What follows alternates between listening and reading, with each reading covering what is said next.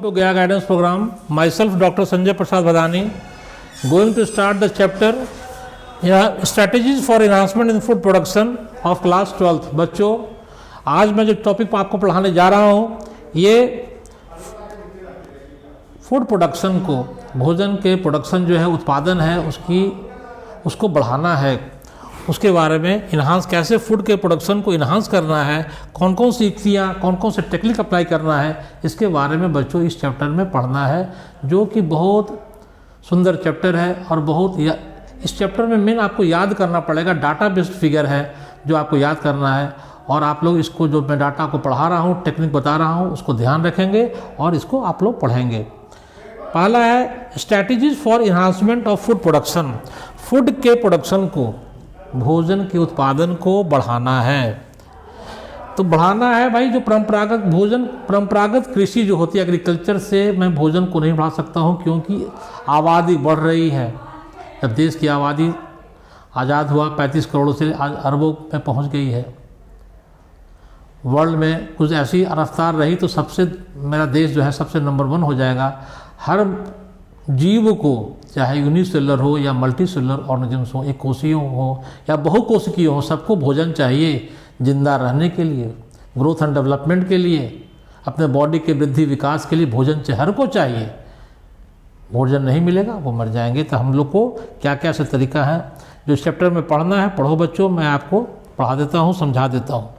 पहला आपको ये याद करना है बच्चों कि वर्ल्ड का जो आपका लाइव स्टॉक पॉपुलेशन है वो इंडिया और चाइना का 70% है। ये एक लाइन कहता है कि भारत, इंडिया और चाइना में जितने भी कैटल्स हैं, लाइव स्टॉक हैं, पशुधन है, उनकी आबादी 70% है। 100 जानवर पूरी दुनिया में है, 70 जो है इंडिया और चाइना में है, लेकिन उनका प्रोडक्टिविटी कंट्रीब्यूशन ओनली 25% है बच्चों।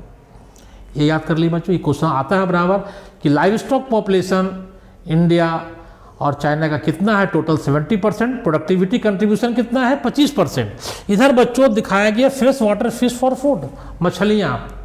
पानी 2 तरह का होता है, मीठा पानी, खारा पानी। मीठा पानी को फ्रेश वाटर कहते हैं और खारे पानी को मेराइन कहते हैं, मेराइन वाटर। सॉल्टी वाटर होता है, नमकीन पानी होता है, नमक NaCl ज़्यादा होता है। अब क्वेश्चन जो आता है बच्चों क्लास 12th में कि मेराइन फ्रेश वाटर में नदी, तालाब, पोखरा जो मीठा पानी होता है, कौन सी मछलियाँ खाने योग्य, जो NCERT कहता है बच्चों, उसी को ध्यान देना है, आगे नहीं पढ़ना है। उसका फॉर्मूला बताया था बच्चों मैंने पिछले क्लास में, वो था FRC या RCC, याद कर लो।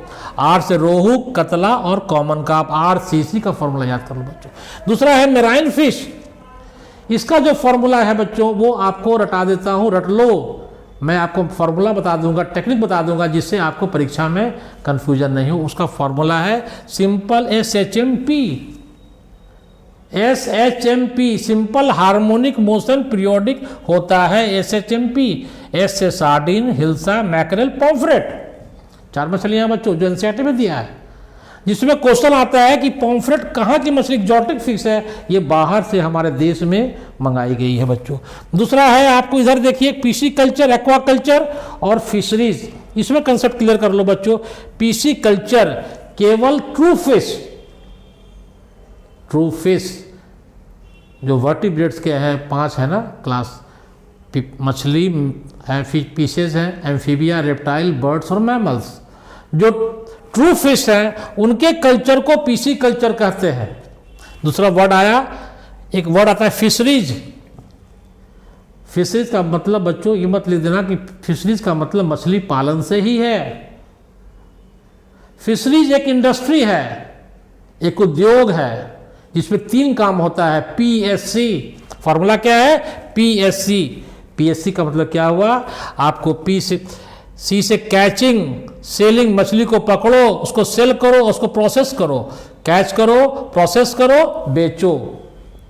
प्रोसेसिंग, सेलिंग और कैचिंग से है। और फिशरीज में जो है ट्रू फिश के अलावा सेलफिश भी आते हैं, और सेलफिश से क्वेश्चन बराबर आता है, सेलफिश किस फाइलम को बिलोंग करते हैं। वो फाइलम है मोलस्का, प्रॉन, लॉबस्टर और एडिबल ऑयस्टर, ये सारे जो है फिशरीज के अंदर आते हैं। फिशरीज का मतलब मछली पालन से ही नहीं है, फिशरीज के अंदर ट्रोफिश, सेलफिश, प्रॉन, लॉबस्टर और एडेबल ऑयस्टर भी आते हैं।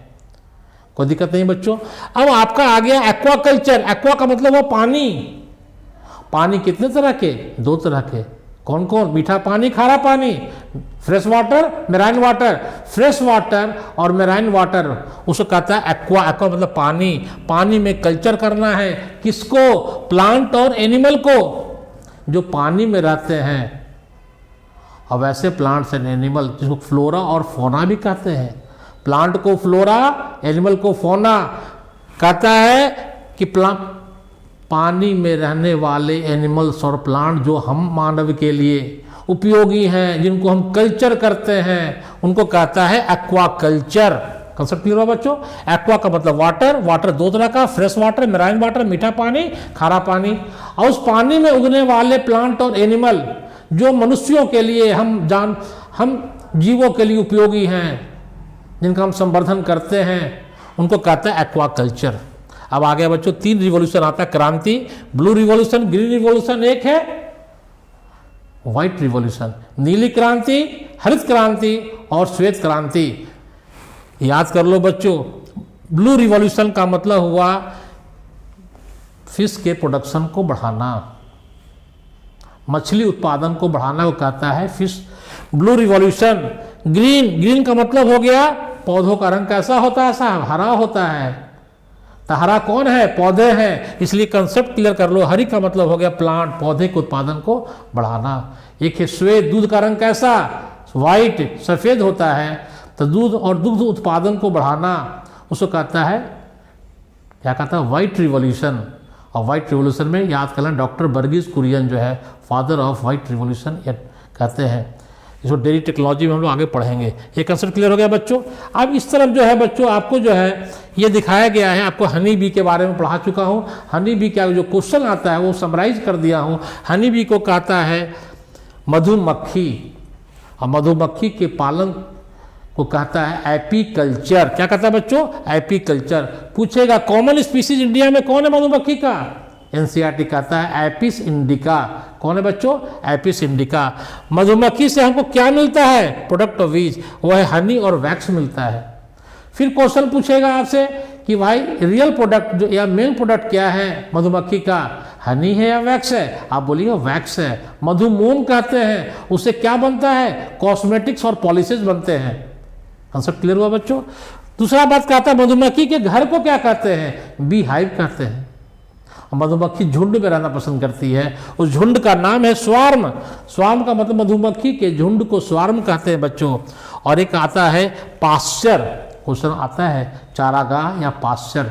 पास्चर का मतलब क्या हुआ?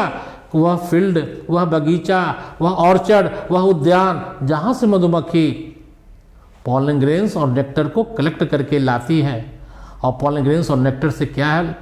परागकण और नेक्टर जो मीठा पदार्थ होता है, फ्लावर जो प्रोड्यूस करता है इंसेक्ट के लिए, उसको कलेक्ट करके लाती हैं और उसे क्या बनाती हैं? शहद का निर्माण करती हैं। वो नेक्टर और पॉलन ग्रेन्स कहाँ चला जाता है? मधुमक्खी के पेट में गया, पेट में केमिकल चेंजेस हुआ, फिर वो उसको क्या करती है? स्पिट करती है। और स्पिट करके अपने घर के में जो बी हाइव में जो कोठरियाँ होती है उसमें भर देती है, सील कर देती है और मधु का निर्माण करती है बच्चों। ये केमिकल चेंजेस होते हैं। मेजर पॉलिनेटर, पॉलिनेशन का मतलब क्या हुआ? Transfer of pollen grain from anther to stigma.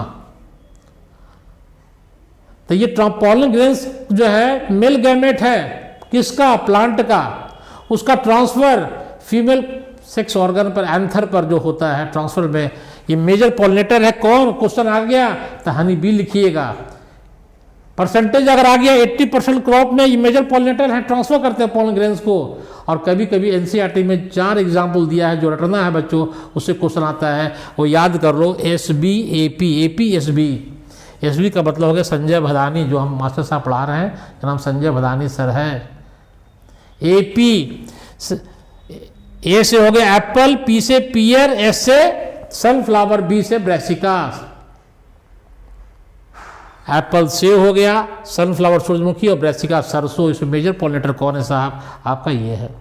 अब एक क्वेश्चन जो आता है बराबर बच्चों एक्वा कि हमारे देश के जीडीपी में एग्रीकल्चर का, कृषि का कितना योगदान है, ये हर परीक्षाओं में क्वेश्चन आता है बच्चों। वो परसेंटेज याद कर लीजिए, वो है 33%, 32-33%। एनसीईआरटी जो कहता है उसको याद करिएगा, बाहर का फिगर दिमाग मत लगाइएगा। एनसीईआरटी कहता है 33%, तो 33% ही आपका सही होगा। 33%, 32 से 33% जीडीपी का कंट्रीब्यूशन है। और कितने लोग को एग्रीकल्चर एम्प्लॉयमेंट देता है, रोजगार देता है डायरेक्टली या इनडायरेक्टली, वह है 62 से 65%। इसको याद करने के इसका डबल कर दीजिएगा, 33 का डबल किया को 66, 3 दूनी 6, डबल याद कर लीजिएगा, ऑटोमेटिक मंजिल के पास पहुंच जाएगा बच्चों, कभी फेरा आपको नहीं होगा।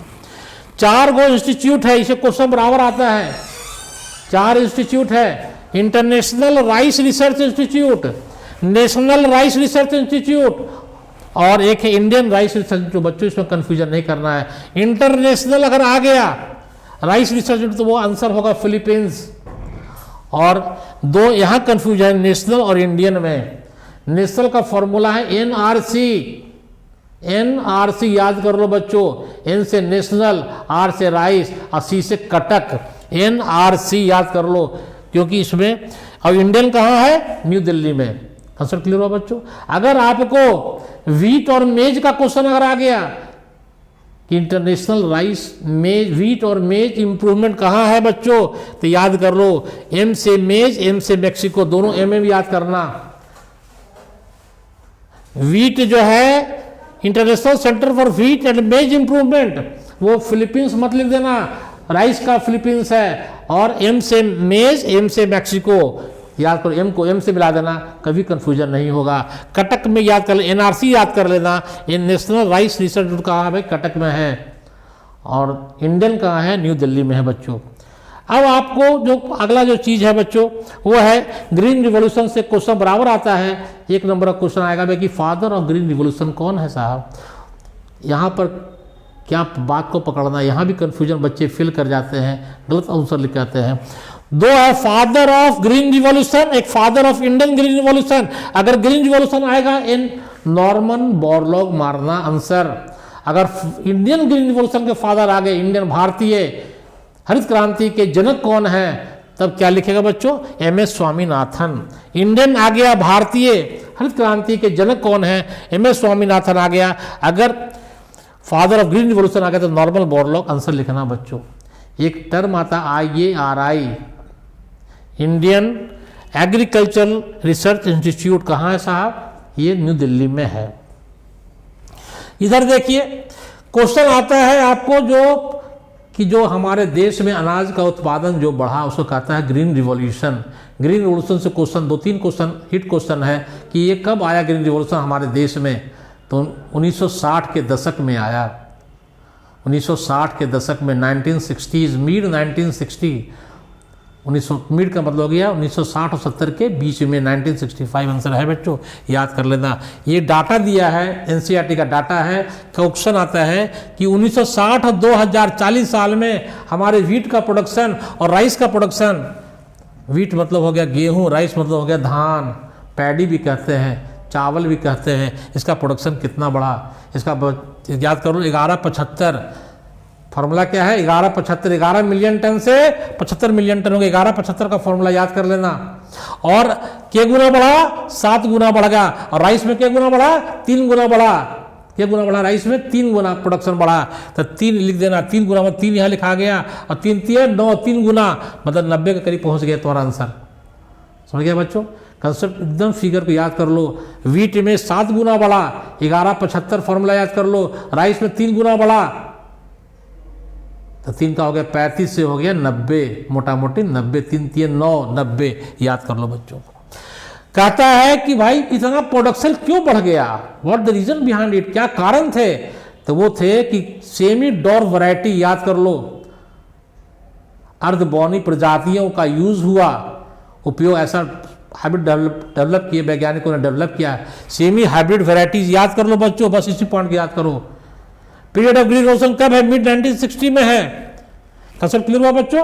अब आप आगे देखिए अगला स्लाइड क्या कहता है आपको। अगला स्लाइड ये कहता है कि वीट और मेज का कुछ वैरायटी दे देगा जो आपको रटना है बच्चों। वीट गेहूं जिसका नाम है ट्राइटिकम एस्टिवम, क्या नाम है बच्चों? ट्राइटिकम एस्टिवम गेहूं को कहते हैं। इसका वैरायटी को पूछेगा, वैरायटी 2-4 वैरायटी को याद करवा रट लो बच्चों, इसको अपने कागज पर लिख के दीवार पे चिपका देना, रोज देखोगे याद हो जाएगा। वीट का वैरायटी है कल्याण सोना और सोनालिका। क्या नाम है? कल्याण सोना और सोनालिका। ये जीवी पंत यूनिवर्सिटी वाले जो है उसको जो है इस हाइब्रिड वैरायटी को डेवलप किए थे। सेमी डॉर वैरायटी है, काफ़ी इसका प्रोडक्शन कमाल कर दिखाया था ग्रीन रिवॉल्यूशन के टाइम में।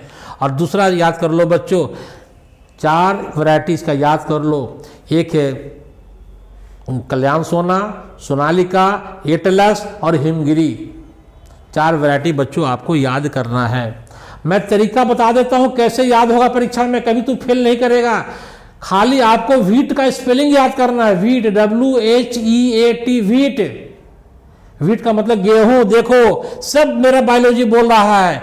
W के बगल में क्या है? H है। H का मतलब हो गया हिमगिरी। H का मतलब याद क्या हो गया? हिमगिरी। और H का मतलब हो गया हिलबंट और रस्ट रेसिस्टेंट है।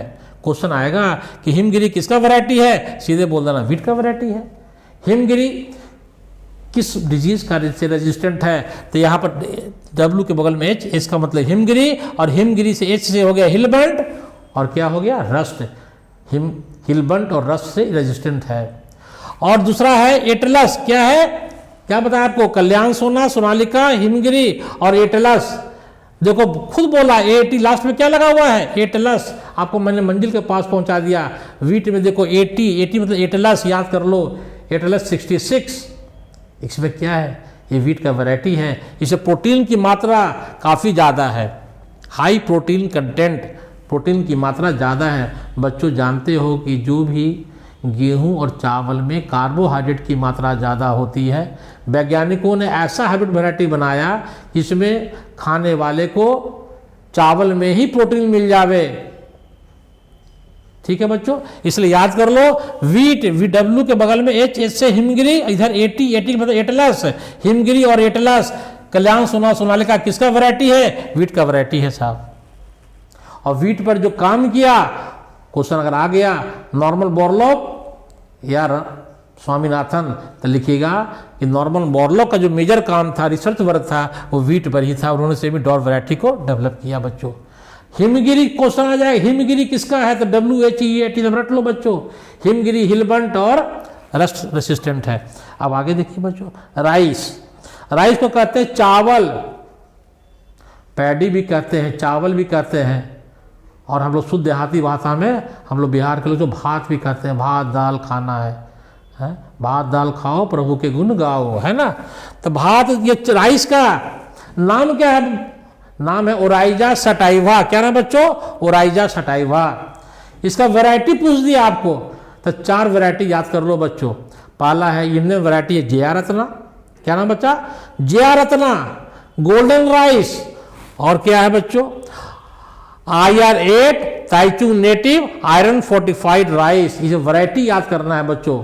इसी वैरायटी से क्वेश्चन पूछेगा कि जया रत्ना किसकी वैरायटी है, प्रजाति है? गेहूं का, चावल का, तो याद कर लो जया रत्ना राइस का है। IR8 किसका है? राइस का है।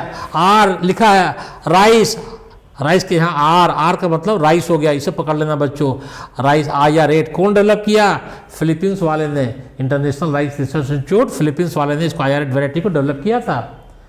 ताइवान का एक वैरायटी है ताइचुंग नेटिव। टी से ताइवान, टी से ताइचुंग, टी को टी से मिला दो, कभी फेल नहीं करोगे। R से राइस, I से R लिखा हुआ है एकदम, कभी मेरा बच्चा गलती मत करके आना इसमें। IR8 किसका वैरायटी है? खुद बोल रहा राइस का वैरायटी है साहब IR8। ताइचुंग नेटिव, टी से ताइवान, टी से ताइचुंग नेटिव। कंसेप्ट क्लियर हो गया बच्चों। और इंडियन वैरायटी कर पूछ दिया, भारतीय प्रजातियां कौन है जो भारत विकसित की? जया रत्ना है। और एक और वैरायटी है, वो है आयरन फोर्टिफाइड राइस। खुद बोल रहा है राइस में क्या ज्यादा है? राइस में नॉर्मली कार्बोहाइड्रेट ज़्यादा होता है, इसमें आयरन डाल दिया गया। आयरन क्यों डाला गया साहब? क्योंकि आयरन जो है हमारे ब्लड के हेमोग्लोबिन को बनाने में मेन प्रोडक्ट है। एनीमिया बीमारी नहीं होगा, रक्ताल्पता नहीं होगी, खून की कमी नहीं होगी, आदमी जो है चंगा रहेगा, खूब काम करेगा। तो राइस में किसकी मात्रा बढ़ा दिया गया? आयरन की। के गुना, क्वेश्चन पूछता है कितना गुना, 45, मतलब 5 गुना 45, मतलब 5 गुना आयरन जो है इसकी मात्रा बढ़ा दी गई। तो कंसेप्ट क्लियर हो गया बच्चों। राइस का बॉटनिकल नेम है राइजा सटाइवा, वैरायटी इसके याद कर लो, IR8 तैचुंग नेटिव, GR Ratna, iron fortified rice. Rice में क्या ज्यादा है, आयरन ज्यादा है, के गुना ज्यादा है, 5 गुना ज्यादा है। कंसेप्ट क्लियर हो गया बच्चों। अब आपको एक आ गया शुगर केन। शुगर केन को कहते हैं केतारी, इख कहते हैं गन्ने का रस जिससे गुड़ बनता है, गुड़ से चीनी बनता है। गन्ने के रस में केन शुगर में क्या होता है, सक्रोज होता है। सक्रोज कैसा शुगर है, डाइसेक्राइड शुगर है, 2 चीज से मिलकर बना, ग्लूकोज और फ्रक्टोज से मिलके ये सक्रोज का निर्माण होता है। शुगर केन को, केतारी को बॉटनिकल नेम क्या है, सैकरम। क्या नाम है, सैकरम। और इसकी 2 वैरायटी है, ऑफिसाइनेरम और बारबेरी। क्वेश्चन पूछेगा कौन नॉर्थ इंडिया की वैरायटी है, कौन साउथ इंडिया की वैरायटी है, उसका फॉर्मूला मैं बताता हूं। एक एस बारबेरी, एस ऑफिसाइनेरम। तो क्वेश्चन इसमें पूछा भाई कौन नॉर्थ या कौन साउथ इंडिया, इसका फॉर्मूला क्या है, बी से बिहार, बी से बिहार। बिहार कहाँ है, नॉर्थ इंडिया में है। और बी से बैड क्वालिटी, बी से बिहार, बी से बैड क्वालिटी। बिहार में जो केतारी होता है उसकी क्वालिटी बैड क्वालिटी है। बैड क्वालिटी में क्या, उसमें शुगर कंटेंट, रस की मात्रा कम होती है, उसको बैड क्वालिटी कहते हैं। तो याद कर लो बच्चों, बारबेरी का फॉर्मूला है बी से बिहार, बी से बैड क्वालिटी। बिहार कहाँ है, नॉर्थ इंडिया में है। बाकी उसका उल्टा जो हो जाएगा, ये नॉर्थ इंडिया, ये साउथ इंडिया। ये बैड क्वालिटी, ऑफिसाइनेरम गुड क्वालिटी। गुड क्वालिटी का मतलब क्या, ज्यादा शुगर, ज्यादा इल्ड है ना बच्चों। और उसका स्टेम जो होगा मोटा मोटा होगा बच्चों। कंसेप्ट आपको क्लियर हो गया। अब आगे देखिए बच्चों, आगे जो है बीमारी के बारे में क्वेश्चन बराबर आता है।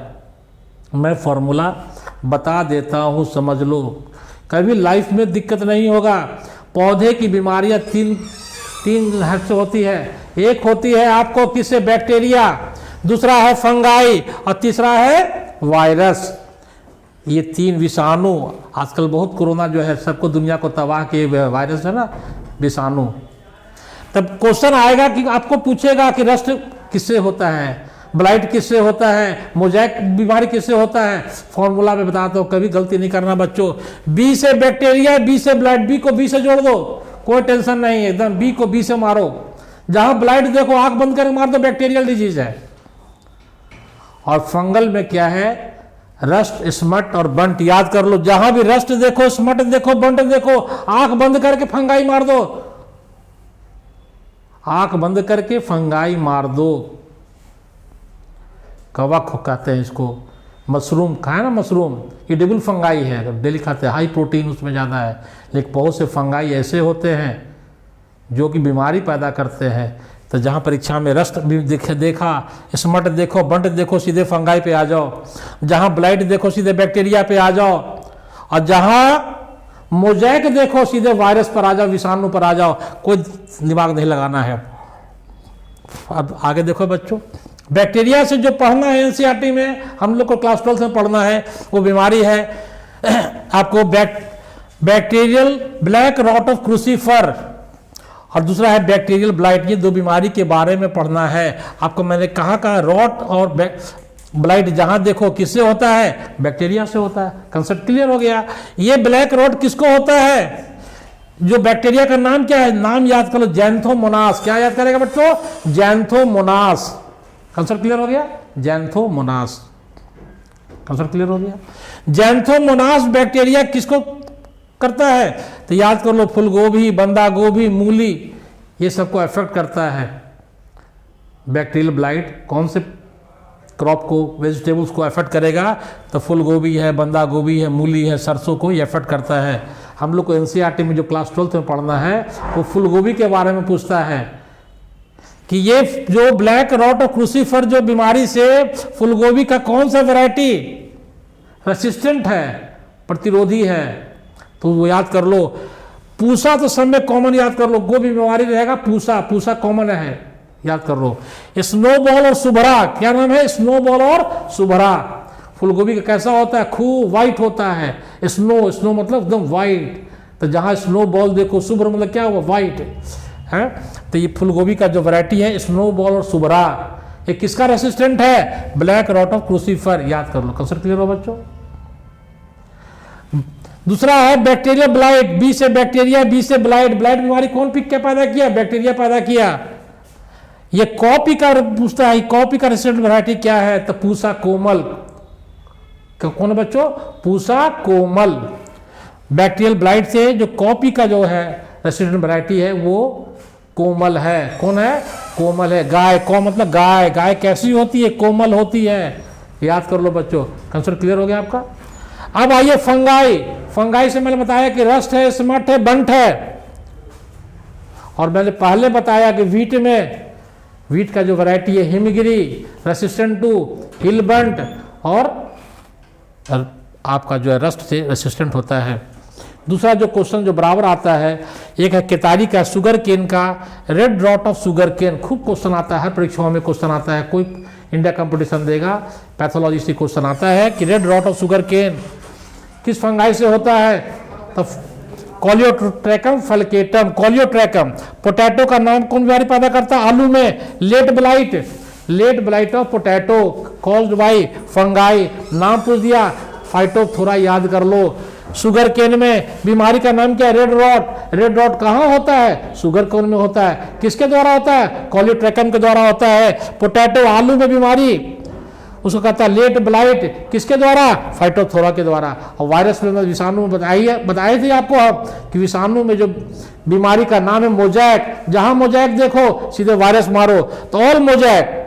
अब हमको जो एनसीईआरटी जो पढ़ाता है, पढ़ना है, वो है मिर्चा के बारे में। मिर्ची जो है, लाल हरी मिर्च जो होती है उसमें विटामिन सी काफ़ी ज़्यादा होता है बच्चों। विटामिन सी मिर्चा में बहुत ज़्यादा होता है। तो मिर्चा का एक वैरायटी है पूसा सदाबहार। मिर्चा क्या है? सदाबहार। सब चीज़ में मिर्चा पड़ता है, सदाबहार है वो। आलू और मिर्चा सब में है। तो सदाबहार, सदाबहार किसका वैरायटी है? क्वेश्चन पूछ दिया। तो मिर्चा का है, चिल्ली का है। ये किससे रेजिस्टेंट है? तो मोजैक डिजीज से। कौन सा मोजैक? टीएमवी, टोबैको मोजैक, और चिली मोजैक वायरस से रेजिस्टेंट वैरायटी है। कंसेप्ट क्लियर हुआ बच्चों? आपको मैं कंसेप्ट क्लियर करा दिया।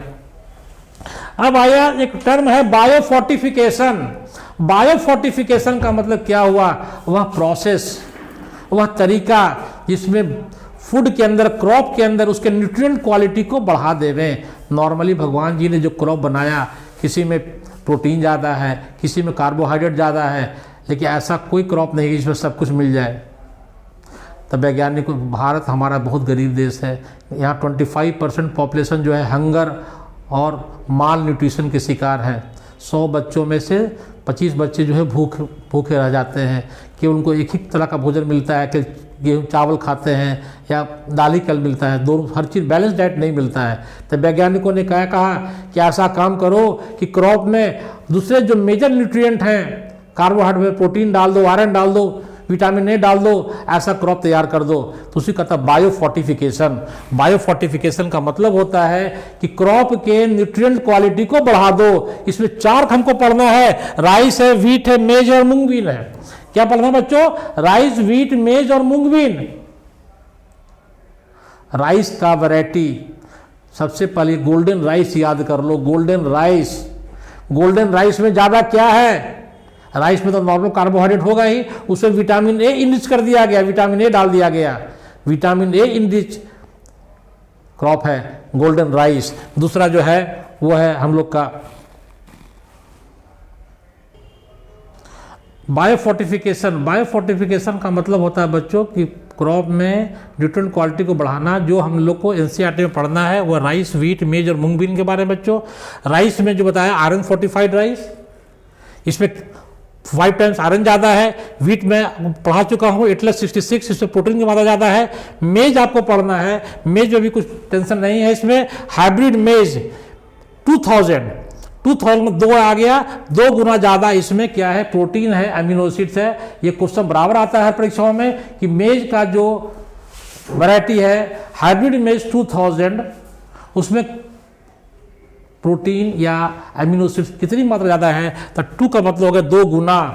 कौन सा अमीनो एसिड? लाइसिन और ट्रिप्टोफैन। ये कैसा अमीनो एसिड है? एसेंशियल अमीनो एसिड है। परीक्षा में याद कैसे होगा? तरीका MLT याद कर लो, MLT, मेज लाइसिन ट्रिप्टोफैन।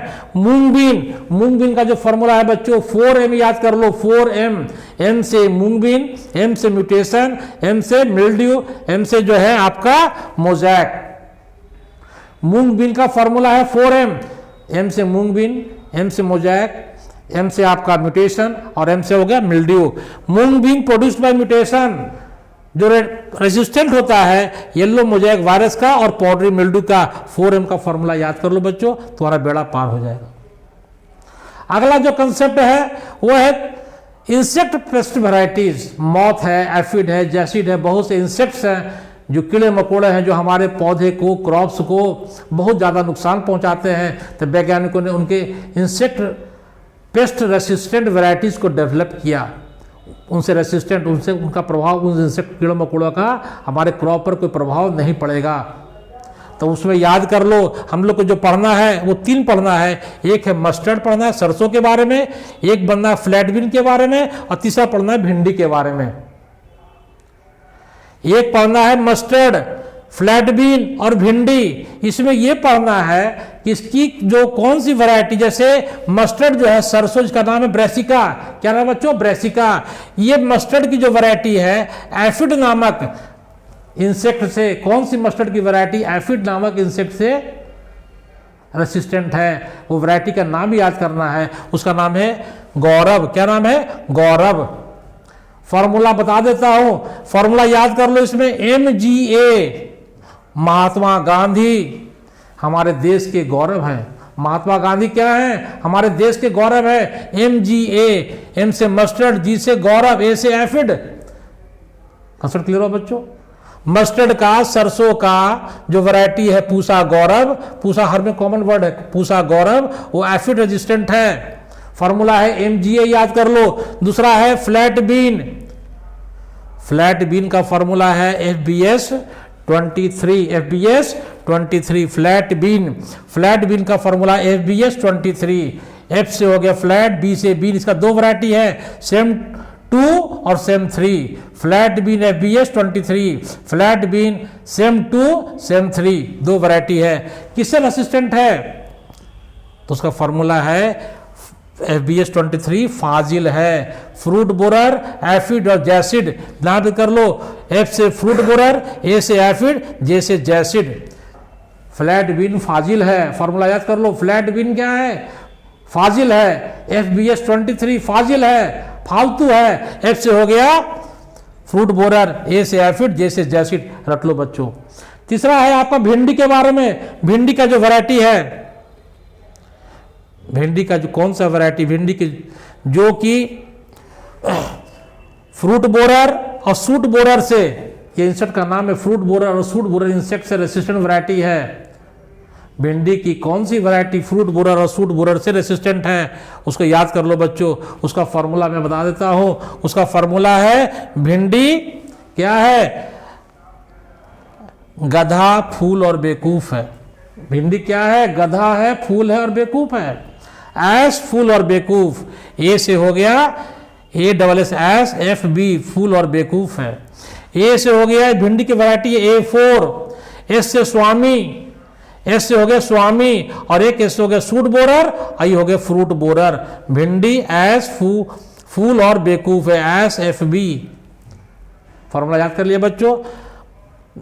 आपका सरसों का जो हुआ, मस्टर्ड का जो हुआ, उसका फॉर्मूला था MGA, महात्मा गांधी देश के गौरव हैं। MGA, M से मस्टर्ड, सरसों, G से गौरव और A से एफिड।